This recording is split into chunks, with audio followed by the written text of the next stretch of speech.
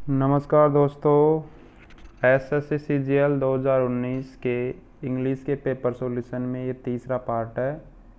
आज मैं बात कर रहा हूँ 3 मार्च 2020 को जो 4 से 5 बजे थर्ड शिफ्ट हुई थी उसके पेपर के एक्सप्लेनेशन अपने भाषा में कर रहा हूँ। पहला प्रश्न है select the most appropriate meaning of the given idiom. Idiom होता है मुहावरा। ये दिए हुए मुहावरे का लिए उचित अर्थ क्या होगा।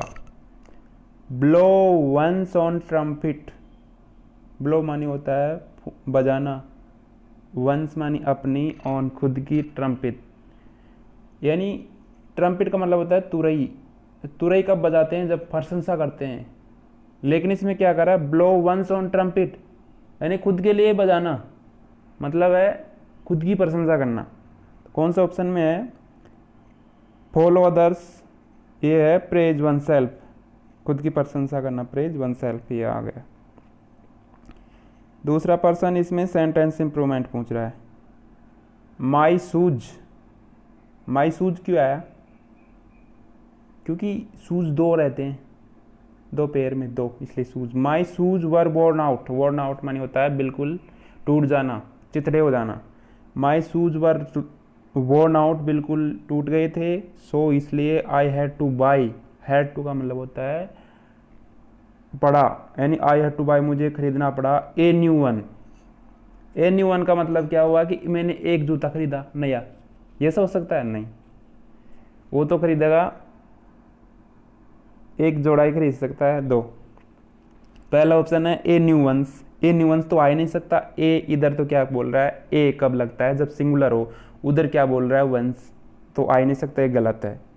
तो ये a new ones, new one की जगह न्यू वंस आएगा। ए हटेगा, ए हटते ही वो प्लूरल हो जाएगा, क्योंकि अपन दो जूतों की बात कर रहे हैं। तो इसलिए ऑप्शन 3 सही हो जाएगा, द न्यू वंस। तीसरा question, select the incorrectly spelled word. आप जो इनकरेक्टली पूछे उनमें आप ऐसे करो, एक बार तो जो आपको गलत लगे उसकी तरफ ध्यान दो। कई बार क्या करते हैं अपन सभी को चेक करने लग जाते हैं, फिर सोचते हैं यार ये भी गलत हो सकता है, ये भी गलत हो सकता है। एक बार तो सरसरी नगाह से पढ़ो। PITOUS, PTS होता है दयनीय, करुणाजनक। पार्टनर PART, यही गलत हो गया, PART NER, ये गलत है। PIRC, पियर्स मान भेदना, परस्यू। अब आगे से मतलब नहीं है आपको, जो गलत है गलत देखना है, छोड़ो। अगले में भी गलत पूछ रहा है। निगोशिएट, NEGOTIATE, निगोशिएट यानी सी की जगह टी आएगा, TIATE। बस अब आगे ध्यान देने की जरूरत नहीं है। 5वां number, Deepa walk down the road slowly. Deepa सड़क के किनारे धीरे धीरे चल रही थी। विदाउट लुकिंग एनीबडी, लुकिंग के बाद कौन सी प्रीपोजिशन आती है? हमेशा किसी की तरफ ना देखते हुए, एट। एट नहीं है, इसलिए ये गलत है। अगर यहाँ लुकिंग एट सम एनीबडी होता तो सही होता, लेकिन यहाँ एट नहीं है, इसलिए लुकिंग एनीबडी गलत है। इसमें पूछ रहा है select the option that expresses the given sentence in reported speech में पूछ रहा है, इनडायरेक्ट में। She said to me what time is your flight tomorrow. Tomorrow का मतलब है द नेक्स्ट डे में बदलेगा, द नेक्स्ट डे या द फॉलोइंग डे। अब ये क्या होगा, ये इधर क्वेश्चन वाचक है ना, तो यहाँ होगा सी आस्क्ड मी, कंजक्शन क्या हो जाएगा, वाट। वाट कौन सी में? वाट तो खैर 3 में है, what. She asked me what time, what time आ गया। अब ये वर्ब के बाद में जो ऑब्जेक्ट है उसको लाओ, वाट टाइम।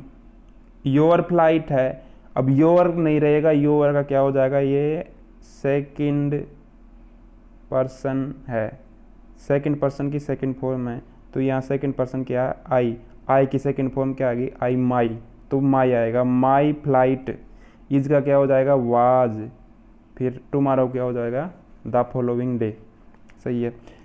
अब और कौन सा सही हो सकता था, मान लीजिए मैं चौथे की बात कर रहा हूँ, she asked me what time my flight will be. Will be तो हो ही नहीं सकता क्योंकि इसका तो बाद में जाएगा, ये गलत है। तीसरे में she asked me what time is कैसे होगा, इधर पास्ट टेंस में है रिपोर्टिंग वर्ब, तो उधर तो पास्ट में होगा, तो ये दो तो गलत हो गए, इसलिए पहला वाला सही है। और दूसरा वाला कैसे गलत हो गया कि टुमारो का टुमारो होगा, टुमारो चेंज होना ज़रूरी है, इसलिए दूसरा वाला ऐसे गलत हो गया। अब एक क्लोज टेस्ट आ गया। वाटरमेलन, तरबूज, is thought to have originated in Africa स्कालारी मनुस डेजर्ट। ऐसा माना जाता है कि तरबूज का आविष्कार नहीं, तरबूज पाया गया था, उत्पन्न हुआ था पहले, ओरिजिनेट हुआ था कहाँ, अफ्रीका के कालाहारी मरुस्थल में। बिलीव इट और नॉट, और आएगा इसमें क्योंकि देखते ही पता लग गया, इसमें विश्वास करो या मत करो। The paste required watermelon harvest. अब इस इधर क्या आया है, ओरिजिनेट, तो ओरिजिनेट से संबंधित क्या आएगा इसमें, अकर्ड आएगा, अकर्ड ये घटित हुआ। वाटरमेलन की खेती कहाँ घटित हुई, कहाँ हुई, हेपन का सिनोनिम्स है, सर यही देखते हैं। द पेस्ट रिकॉर्डेड यानी पहली जो इतिहास में लिखी गई है वाटरमेलन की खेती, वो कहाँ हुई थी, nearly 5,000 years ago in Egypt में हुई थी। एंड, और अब तीसरा वाला यहाँ है, एंड इज डिपिक्टेड इन। जब कहीं भी संग्रहालय में कुछ दिखाई जाती है तो उसके लिए डिपिक्ट का प्रयोग होता है। अब मान लीजिए महाराणा प्रताप की कोई वस्तु दिखा रहे हैं पुरानी यूज़ की हुई, तो उसको डिपिक्ट का यूज़ करेंगे। डिपिक्ट फिर इन आएगा, in Egyptians hieroglyphics on the walls of their. अब देयर किसके लिए आया है, देयर यानी ये वॉल्स ऑफ देयर क्या है, एंशियंट बिल्डिंग। अब बिल्डिंग की बात हो रही है तो बिल्डिंग तो पुरानी होगी, आउटडेटेड कैसे हो सकते हैं, पुरानी टूटी हुई नहीं बोल सकते अपन, कोई बिल्डिंग हो चाहे टूटी हुई हो, उनके लिए हम सम्मानजनक यानी एंशियंट बिल्डिंग्स यूज करेंगे। This fruit was often fledged, यह फल वो जो प्राय रखा जाता है, कहाँ रखा जाता है, वाज ओपन प्लेस्ड रखा जाता था, कहाँ, the burial tomb of kings to provide nourishment in the afterlife. वह मान्यता थी कि अगर कोई राजा का देहांत होता है तो उसके जो कब्र है वहाँ रखा जाता था। वो मानते थे कि जब राजा अपने मृत्यु के बाद में दूसरा जीवन जिएगा तो उसमें उसको पोषण मिलेगा, तो इसमें इन आएगा।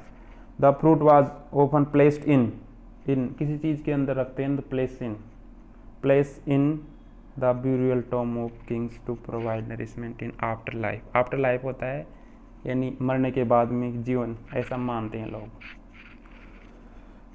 12वां, select the most appropriate one word substitution for the given group of words. One word, a place where clothes are kept, जहाँ वस्त्र रखे जाते हैं वो होता है वार्डरोब, यानी रट के रखो वार्डरोब, और ऑप्शन में तो ध्यान ही नहीं जाना चाहिए। A place where clothes are kept, बस ये सुनते ही वार्डरोब में जाओ, बिना ऑप्शन देखे ही वार्डरोब। पहले वाला कॉफिन का मतलब क्या हो, सब पेटी का, सब रखने की पेटी का। हैंगर होता है जहाँ वायुयान रखे जाते हैं, विमान। साफ्ट आलम्ब होता है।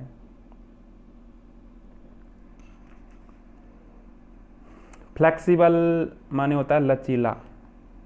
अब ये एंटोनिम्स पूछ रहा है, सॉफ्ट, सॉफ्ट तो हो ही नहीं सकता। स्टिफ, कठोर, स्टिफ होएगा, स्टिफ हार्ड। अब 14वां है ग्लोरियस का मतलब होता है शानदार, स्प्लेंडिड, सुपर्ब, तो स्प्लेंडिड हो जाएगा इसका। The student went to their respective classes after the morning assembly, सुबह प्रार्थना के बाद में स्टूडेंट अपनी अपनी कक्षाओं में चले गए, तो अपनी अपनी जगह पर चले गए, तो उसके लिए अपन यूज़ करेंगे रेस्पेक्टिव। रेस्पेक्टिव का मतलब होता है अपने अपने स्थान पर। The students went to there, अब कोई भी वाक्य पढ़ो, अखबार पढ़ो, तो आप तुरंत याद रखो कि वहाँ भी शब्द वर्ब एग्रीमेंट याद रखो। इसमें क्या है, the students went to there, there किसके लिए, स्टूडेंट्स के लिए, वो स्टूडेंट्स पर लग रहा तो देयर आएगा, अगर द स्टूडेंट होता तो ही जाता, लेकिन यह क्या है, द स्टूडेंट्स, तो देयर आया। Respective classes after the morning assembly. Vigilant का मतलब होता है सतर्क, चौकन्ना, सावधान, तो रेस का मतलब होता है लापरवाह, और इसके अलावा जो सभी मीनिंग है, कॉशस सावधान, वेरी सतर्क, अलर्ट, ये तीनों सिनोनिम्स हैं। ये एंटोनिम्स पूछ रहा है तो विजिलेंट का होगा रेस, लापरवाह जो किसी बात में ध्यान ही नहीं रहता है। इम्प्लोर का मतलब होता है किसी से अनुरोध करना, request, implore, request, plead, plead आ जाएगा इसमें। In the sentence identify the segment which contains grammatical error, गलती कहाँ है। एवरीथिंग क्या है, एवरीथिंग के बाद क्या आता है, singular verb, everything that I like to eat, जो भी मैं पसंद करता हूँ, आर फैटनिंग, मुझे मोटा कर रही हैं, जो मैं खाने के लिए पसंद, आर फैटनिंग, मुझे मोटा कर देती हैं। आर नहीं आएगा, एवरीथिंग के अनुसार आएगा। एवरीथिंग से यानी डेट से ठीक पहले जो सब्जेक्ट है ना, उसके अनुसार यानी एवरीथिंग के अनुसार आएगा इसमें, इज फैटनिंग। 19वां, select the most appropriate option to fill the, यानी खाली जगह भरना है। The government has warned the traders not to, अब ये क्या करते हैं, कई जब किसी की कमी आती है, मान लीजिए प्याज को इकट्ठा कर लिया, और काला बाजारी, एक तरह से काला जमाखोरी हो गई, जमाखोरी को होर्ड बोलते हैं। तो सरकार ने चेतावनी दी है कि कोई भी जमाखोरी नहीं करेगा प्याजों की, तो इसके लिए होर्ड आएगा। स्पिल द बीन्स का मतलब होता है अपने सीक्रेट को बता देना, तो give away a secret. Given below are, वो ये देखते ही पता लग गया, पी क्यू आर एस बोल दो, चाहे ABCD बोल दो। अब इसमें 4 हैं, अब ऑप्शन के अनुसार देखने पर पता लग रहा है, या तो ए तो आ ही नहीं सकता क्योंकि ऑप्शन में है नहीं, DBC आएगा, D 2 बार आया है तो D आने के चांस हैं, तो मैं D पढ़ रहा हूँ। Physical strength is the ability to cope with, यानी शारीरिक शक्ति है ना, जिस इज द एबिलिटी, उससे क्या योग्यता मिलती है अपने, किसकी योग्यता है, to cope up with physical challenging task, तो शारीरिक रूप से चुनौतीपूर्ण कार्य है ना, उनको पूरा करने के लिए फिजिकल स्ट्रेंथ होनी जरूरी है। मान लीजिए आपको 50 किलो वजन उठाना है, तो आपके लिए फिजिकल स्ट्रेंथ होना जरूरी है। और आगे क्या बता रहा है ए में कि इट रिक्वायर्स, इसके लिए ज़रूरत है, इट किसके लिए आया है, फिजिकल स्ट्रेंथ के लिए, तो ये डी के बाद में ए फिक्स हो गया, डी के बाद में ये कहाँ फिक्स है, ए 1 नंबर में। तो physical strength is the ability to cope with physical challenging task, और फिजिकल स्ट्रेंथ के लिए क्या चाहिए, इट रिक्वायर्स फिजिकल इंड्योरेंस, शारीरिक सहन शक्ति, विच कैन बी बिल्ट, जो कैसे बनाई जा सकती है, ट्रेनिंग करके, वो जो फौजी ट्रेनिंग करते हैं और एक्सरसाइज करके फिजिकल स्ट्रेंथ हासिल की जा सकती है। फिर आएगा सी, फिर भी, हाउएवर, तो भी, strength of character is personality trait and quality, truly, अवश्य, यहाँ पता लगा, अब आगे ज़्यादा पढ़ने की जरूरत नहीं है, डी ए फिक्स है, तो डी ए देखते ही आप कर दो। 22वां नंबर है नो इम्प्रूवमेंट, मतलब सेंटेंस इम्प्रूवमेंट पूछ रहा हो। ऑलवेज है ना, ऑलवेज, वो आता है हेल्पिंग वर्ब के बाद में और मेन वर्ब से पहले। ही सिंग्स ऑलवेज नहीं आएगा, ही ऑलवेज सिंग्स, क्योंकि ऑलवेज मेन वर्ब से पहले आता है, ये गलती हो गई। तो इसमें he always sings when he is a shower, he is having a shower. जब वो बोछारों के नीचे ना रहा तो उसको हमेशा आनंद आता है। 23वां नंबर, a person very reserved in speech, यानी जो बहुत ही कम बोलता है, उसके लिए आएगा रेटिसेंट, RETICENT, यह आएगा रेटिसेंट। रेटिसेंट का मतलब होता है मितभाषी। इलोक्वेंट, इलोक्वेंट होता है वाक्पटु, यानी बोलने में बहुत चतुर है, वाक्पटु होता है। एडमेंट होता है हटी, हटी जो मानता न हो। कॉन्फिडेंट मॉर्निंग होता है विश्वस्त, विश्वस्त। तो इसके लिए आएगा रेटिसेंट। 24वां नंबर है, select the option that expresses the given sentence. Passive इसमें बदलना है। मार्टिन ड्रू, ड्रू देखते हैं क्या, कहाँ ध्यान जाएगा अपना, ये है सिंपल पास्ट टेंस है। तो सिंपल पास्ट किस में जाएगा, पास्ट कंटिन्यूस। कंटिन्यूस का मतलब वाज में चेंज होएगा। तो वाज कौन से में है, वाज केवल पहले वाले में है, बस देखते ही करो। अब अपन कैसे करेंगे इसको, नियम तो ये कहता है कि जो वर्ब के बाद में जो ऑब्जेक्ट हो उसको पहले लाओ। तो ऑब्जेक्टिव पूरा ही है, a picture of snow capped mountain ले आए पहले, फिर was, draw, drew, drawn, third form आएगी हमेशा, पैसिव वॉइस में थर्ड फॉर्म आएगी, ड्रॉन बाई मार्टिन। अब ये 25वां नंबर है PQRS। He then called out to the people, उसने तब लोगों को बुलाया। कोई बोले यार उसने तब लोगों को बुलाया, कोई कहानी बोल रहा है, फिर बोलेगा यार उसने तब लोगों को बुलाया। आप सोचोगे यार कब बुलाया, तब कब, तो एक नंबर तो आ ही नहीं सकता। वो बोलेगा कि एट फर्स्ट उन्होंने पहले सोचा कि ये कोई अटका हुआ पतंग है, पहले सोचा। तो पहले कब सोचा, कुछ देखेगा तभी तो सोचेगा, तो ये भी नहीं आ सकता, आगे बात हो रही होगी। अब ये क्या है, Bhim, Bhima was visiting his fields, Bhim अपने खेतों की तरफ जा रहा था। When he spotted a rising disc, एक उड़ती हुई तस्तरी दिखी, उस उड़ती हुई तस्तरी की तरह एक वस्तु दिखी।